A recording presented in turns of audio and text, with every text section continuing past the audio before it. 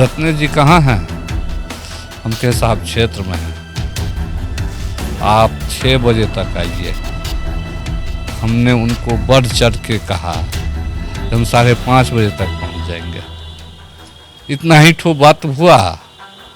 बात समाप्त होने के बाद हम चल दिए। परिवार के लोग के भी किसी को पता नहीं था जा रहे कहाँ। जैसे तैसे कपड़ा पहने हुए थे वैसे बैठ के गाड़ी पर चल आए। सर्वप्रथम तो हम माननीय मुख्यमंत्री को श्रेय दे रहे हैं, जिन्होंने हमको कीचड़ से ला करके भाई यहाँ तक पहुँचा देने का काम किया। और एक दैनिक मजदूर का बेटा को मंत्री, विधायक से लेकर मंत्री, अब हम नहीं जानते हैं वो कहाँ भेजेंगे हमको। हीरा गिरे बाजार खाक गए लपटाए, और कितना मूर्ख चल गए तो पारखी लियो उठाए। नीतीश कुमार सोशल इंजीनियर भी है। जब 1994 में 1994 में माननीय मुख्यमंत्री का जो समता पार्टी था, उस समय से हम इसके साथ हैं। उस समय पंचायत अध्यक्ष थे और इनका आशीर्वाद मिला। हम 2010 में विधायक बने और उस 10 से लेकर अभी तक कंटिन्यू है। और पार्टी के मजबूती के लिए हम रात दिन एक कर देंगे। हम तो वैसे भी क्षेत्र में सोते रहते हैं, हमको कोई एसी का जरूरत है भाई? हम चादर बिछाकर सोने वाले हैं, तो पूरे बिहार में हम चादर बिछाकर सोएंगे और कहेंगे आपको अधिकार किसने दिया? आज़ादी के बाद 2005 तक जितने भी मुख्यमंत्री आए, दलित महादलित ने किसने सोचा? कोई नहीं सोचा। चाहे वो राजनीतिक सत्ता की भागीदारी हो, चाहे 3 डिसमिल जमीन की भागीदारी हो। क्षेत्र का कार्यकर्ता बहुत सारे, कोई धरना करना चाहते थे, कोई प्रदर्शन करना चाहते थे मुख्यमंत्री आवास आकर के। हम सबको कहे भाई, समय पाए तरवर फरे के तो सींचे नहीं, समय आएगा सब कुछ हो जाएगा, आप लोग निश्चित रहिए। दलित का, महादलित का अगर मुंह में आवाज दिया है तो उस व्यक्ति का नाम है लालू यादव। और दलित के अधिकार देने का काम किया है तो उस व्यक्ति का नाम है नीतीश कुमार। रामविलास पासवान का उसको पीठ पर भाई मोहर लगा हुआ है। और जीतन राम मांझी के बेटा का मोहर, उसका पीठ पर मोहर है जीतन राम मांझी का। आप ही मीडिया वाले चलाते हैं, जीतन राम मांझी का बेटा संतोष कुमार सुमन इस्तीफा दे दिए। लेकिन आप तो कोई मीडिया वाले नहीं जानते हैं जो रत्ने सदा फलना सदा का बेटा, हमरा पीठ पर मोहर है कर्म का। हम कर्म करेंगे, उसको जवाब देंगे 24 में भी जुमलेबाज लोग को। दोस्तों, दोपहर का वह वक्त होता है जब विधायक जी को कॉल आता है कि आप जल्दी से पटना चले आइए, आपको मंत्री बनाया जा रहा है। कैसा लगता है विधायक जी? क्योंकि आपने काफ़ी संघर्ष देखा है, 0 लेवल से आपने शुरुआत की है, काफ़ी संघर्ष रहा है, काफ़ी आपने सब्र किया है और अब सब्र का फल मिल रहा है। कहीं ना कहीं कैसा महसूस हो रहा है? देखिए, परिश्रम का फल और सब्र, धैर्य, विश्वास राजनीति में बहुत बड़ी जरूरी है। परिश्रम के साथ साथ सबसे बड़ा धैर्य और नेता पर विश्वास रखकर ही कोई काम में सिद्धि प्राप्त होती है। तो हमने जब से मैट्रिक इंटर BA ऑनर्स किए, तब से समाज के बीच में कुछ न कुछ करते रहे। और जब 1994 में माननीय मुख्यमंत्री का जो समता पार्टी था, उस समय से हम इसके साथ हैं। उस समय पंचायत अध्यक्ष थे और इनका आशीर्वाद मिला तो हम 2010 में विधायक बने और उस 10 से लेकर अभी तक कंटिन्यू है। रही सवाल आपकी फ़ोन की, फ़ोन में हमको ये भी पता नहीं था कि संतोष मांझी इस्तीफा दे दिए। हमको कुछ कार्यकर्ता फ़ोन किए, जबकि माननीय संसदीय कार्य मंत्री पहले 11 बजे फ़ोन किए, 11:30-12 बजे, कहाँ हो? चले और रात तक में। हमने उनको कहे जो हम भर रात जगे हुए हैं, 12 तारीख को पूरे काफ़ी लगन था, तो भर रात लग गया हमको। 6 बजे डेरा पर आए डेरा पर आए थे, फिर उतना ही कार्यकर्ता जमा बैठे हुआ था, तो सबको डिस्पैच करते हुए हमको 11:30 बज गया। फिर स्नान किए, स्नान करके खाना खाए, थोड़ा सोचे आराम कर ले, भर रात जगे हुए हैं और हमको महाराष्ट्र जाना है 15 तारीख को, तो 13 तारीख को हम चले जाएंगे पटना। तब तक में संसदीय कार्य मंत्री का कॉल आता है, कहाँ सोए हुए हो? कभी नहीं जी नहीं, भर रात जगे हैं, थोड़ा आराम चाह रहे थे। कहा ठीक है, रात तक में आइए। उनका फ़ोन जो ही करता है तो तब तक में 1 बज जाती है। तो कहते हैं रत्नेश जी कहाँ हैं? हम कहे साहब क्षेत्र में हैं। तो आप 6 बजे तक आइए। हमने उनको बढ़ चढ़ के कहा कि हम 5:30 बजे तक पहुंच जाएंगे। इतना ही ठो बात हुआ। बात समाप्त होने के बाद हम चल दे। परिवार के लोग के भी किसी को पता नहीं था जा रहे कहाँ, जैसे तैसे कपड़ा पहने हुए थे वैसे बैठ के गाड़ी पर चल आए। सर, जो महागठबंधन की सरकार बनी थी आज से 9-10 महीने पहले, आपके नामों की चर्चा हुई थी उस बार, पर उस बार आपको कहीं ना कहीं सब्र रखना पड़ा था। मैंने पहले भी सब्र की बात कही और आपने सब्र रखा और आज कहीं ना कहीं अब फल मिला है। कि क्रेडिट किसको दे रहे हैं, श्रेय किसको दे रहे हैं? सर्वप्रथम तो हम माननीय मुख्यमंत्री को श्रेय दे रहे हैं, जिन्होंने हमको कीचड़ से ला करके भाई यहाँ तक पहुँचा देने का काम किया। और एक दैनिक मजदूर का बेटा को मंत्री, विधायक से लेकर मंत्री, अब हम नहीं जानते हैं वो कहाँ भेजेंगे हमको। एक कबीर की वाणी है, हीरा गिरे बाजार खाक गयो लपटाए, कितना मूर्ख चल गए तो पारखी लियो उठाए। तो नीतीश कुमार सोशल इंजीनियर भी है और उसको 2020 में जो मंत्रिमंडल का गठन हुआ था वो थोड़ा हम लोग को सीट कम आया था और सीट कम आने के कारण हम थोड़ा फिसल गए थे। लेकिन हमको नेता पर विश्वास था, पार्टी पर विश्वास था। पार्टी माँ होती है, माँ के साथ धोखा कभी नहीं करना चाहिए और उसका जो राष्ट्रीय अध्यक्ष होता है पिता तुल्य होता है।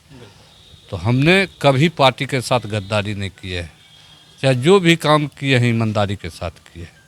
तो विश्वास था जो हमको कहीं न कहीं कुछ जगह मिलवे करेगा। आज मिले कल मिले। क्षेत्र का कार्यकर्ता बहुत सारे, कोई धरना करना चाहते थे, कोई प्रदर्शन करना चाहते थे मुख्यमंत्री आवास आकर के। हम सबको कहे भाई समय पाए तरवर फरे के तुक सींचे नहीं, समय आएगा सब कुछ हो जाएगा, आप लोग निश्चिंत रहिए।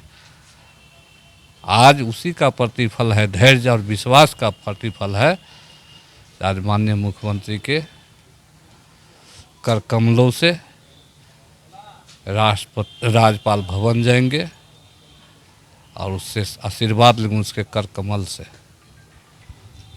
सर, जीतन राम मांझी के विकल्प के रूप में आपको देखा जा रहा है और कहीं ना कहीं कोसी क्षेत्र में आपका काफ़ी लोकप्रियता है, लोग आपको काफ़ी पसंद करते हैं और काफ़ी, क्योंकि आप 0 लेवल से रिक्शा भी आपने चलाया है और गलत सलत न्यूज मत दो। जी जी, हम कभी रिक्शा पर बैठबो नहीं किए हैं।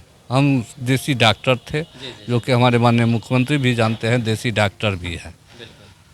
हम रिक्शा आज तक नहीं चले, कोई उस समय चला दिया उसी को लोग घिसेट रहा है। लेकिन सर, वो कहा जाता है कि आप किसी भी कार्यकर्ता के घर पे पहुंचते हैं, चाहे श्राद्ध कर्म हो या फिर कोई भी मुंडन संस्कार हो, विवाह संस्कार हो, आप हमेशा कार्यकर्ता के साथ रहते हैं, अपने क्षेत्र में रहते हैं और कहीं ना कहीं आपको अब जीतन राम मांझी के तौर पर महागठबंधन में विकल्प माना जा रहा है। क्या कहेंगे, कैसा लगता है?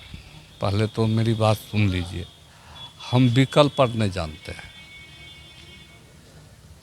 जीतन राम मांझी 80 का दशक का नेता है, विधायक से लेकर मंत्री बने, हम मंत्री के बाद मुख्यमंत्री बने।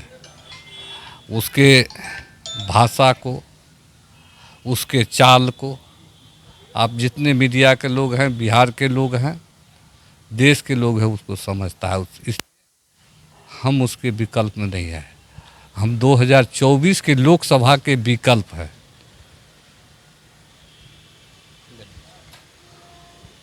लेकिन सर, दलित चेहरा की बात आती है तो विपक्ष का कहना है कि चिराग पासवान भी अभी महागठबंधन में नहीं है और जीतन राम मांझी भी महागठबंधन से अब दूर हो गए हैं। तो क्या कहेंगे कि दलित वोट बैंक कहीं ना कहीं एनडीए की तरफ जा रहा है? उसका जो है भावना जो दलित वोट हमारे पास आएगा, ये सपने की सब्ज बाग देख रहे हैं। दलित का, महादलित का अगर मुंह में आवाज़ दिया है तो उस व्यक्ति का नाम है लालू यादव, और दलित के अधिकार देने का काम किया है तो उस व्यक्ति का नाम है नीतीश कुमार। तो दलित कहाँ भटकेगा? क्या किया है चिराग पासवान? उसके नाम, उसका नाम किसके नाम से जाना जाता है बिहार में? किसका बेटा? बताइए ना आप ही, किसका बेटा जाना जाता है? चिराग पासवान, रामविलास पासवान का उसको पीठ पर भाई मोहर लगा हुआ है। और जीतन राम मांझी के बेटा का मोहर, उसका पीठ पर मोहर है जीतन राम मांझी का। आप ही मीडिया वाले चलाते हैं, जीतन राम मांझी का बेटा संतोष कुमार सुमन इस्तीफा दे दिए। लेकिन आप तो कोई मीडिया वाले नहीं जानते हैं जो रत्ने सदा फलना सदा का बेटा हमरा पीठ पर मोहर है कर्म का। हम कर्म करेंगे, उसको जवाब देंगे 24 में भी जुमलेबाज लोग को। हम विकल्प नहीं मानते, हम कर्म पर विश्वास करते हैं। विपक्षी एकता की बड़ी बैठक पटना में होने वाली है। भाजपा लगातार कह रही है कि अपने ही साथ छोड़ते जा रहे हैं, तो कहीं ना कहीं विपक्षी एकता के बारे में क्या कहेंगे? अब हम क्या कहेंगे? जितने भी महालालची, कबीर का भजन बानी है जे लोभी लालची इनसे न भक्ति होए। आप समझ जाइएगा, लोभी लालची। तो जितने भी लोभी थे, महालोभी, वो सब लालच में पड़ करके उधर गए हैं। उसको समाज नकार दिए हैं। वो लालची लोग, जिस व्यक्ति को पूरे बिहार की सत्ता हाथ में दे दिया जाए और लोभ के चलते पाला बदल दे।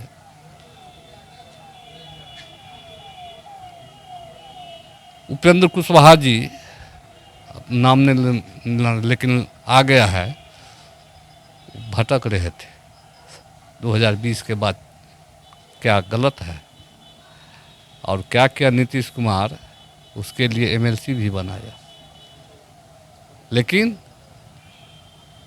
उसको अधिक और लालच हो गया। लोभाभीष्ट चक्रधर के कथा सुने होंगे आप लोग।